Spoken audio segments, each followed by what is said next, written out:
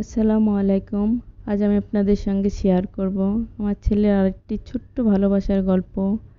তার একটি মাছের পুকুর আছে।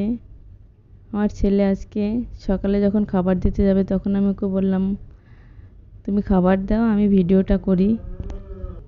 তো যখন খাবার দিতে যাবে, যখন ওর হাতটা পুকুরের ভিতরে চুবিয়ে ধরে, তার হাতের চারপাশে ছড়িয়ে থাকা মাছগুলো মুহূর্তে ছুটে এসে তার হাতের কাছে ঘুরতে থাকে, যেন তারা দীর্ঘদিনের আপনজনকে পেয়ে গেছে। প্রাণীরা কিন্তু তাদের উপকারীকে চেনে, ভালোবাসতেও জানে। তারা জানে কে তার ক্ষতি করবে এবং কে তাকে ভালোবাসে। অথচ আমরা মানুষ, যার হৃদয়, মস্তিষ্ক, জ্ঞান ও বিবেক আল্লাহ আমাদের দান করেছেন, সেই কতবার নিজের প্রকৃত প্রভুকে ভুলে যাই।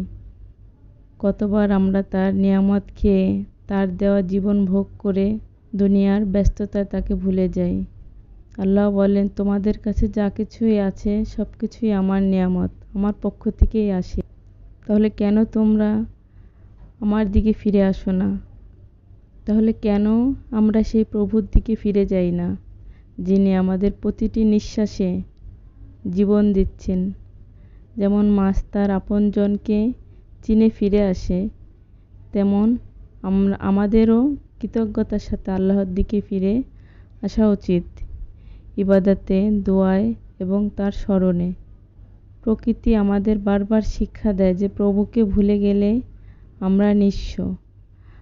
আমরা যেন সবাই আল্লাহর দিকে ফিরে আসি। আল্লাহ যেন আমাদের সবাইকে ভালো রাখে।